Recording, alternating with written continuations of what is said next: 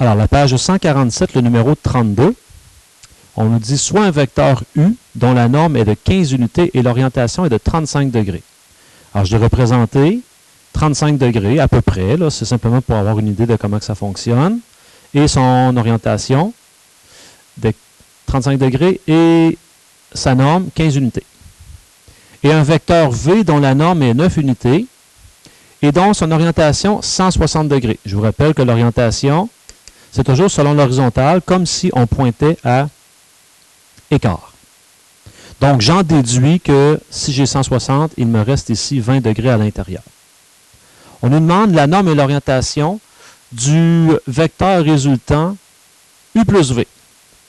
Alors ici, ce numéro-là, je vais le faire avec les composantes, qui est, je vous dirais, une des meilleures façons de faire.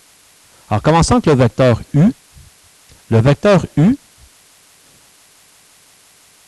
ces composantes, je les obtiens de la manière suivante.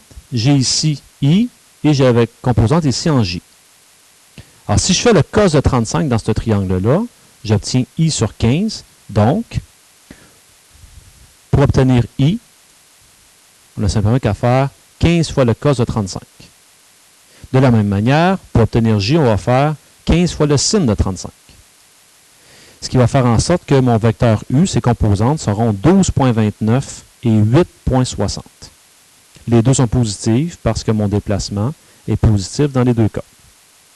J'ai fait la même chose pour V, donc vous ferez les mêmes calculs. J'ai obtenu pour V moins 8,46 et 3,08. Le moins, c'est simplement parce que je m'en vais ici vers la gauche, donc c'est négatif. On fait attention à ça, le signe, c'est nous qui le déterminons. Donc là, ce qu'on va aller chercher, c'est la somme U plus V. Alors, ce qu'il y a de bien lorsqu'on a des composantes, c'est simplement d'additionner des composantes en I et des composantes en J. Donc, vous allez obtenir que le vecteur U plus V, ses composantes, 3,83, 11,68. Si je me représente pour voir qu'est-ce que ça donne, bien, regardez ici, 3,83, 11,68, ce qui me donnait le vecteur en question qui est ici. Donc, je vais le redessiner. Voici le vecteur. Ce vecteur-là, c'est mon vecteur U plus V. Alors, si je veux avoir la norme de U plus V, bien, la norme de U plus V, c'est simplement Pythagore, puisque c'est un triangle rectangle.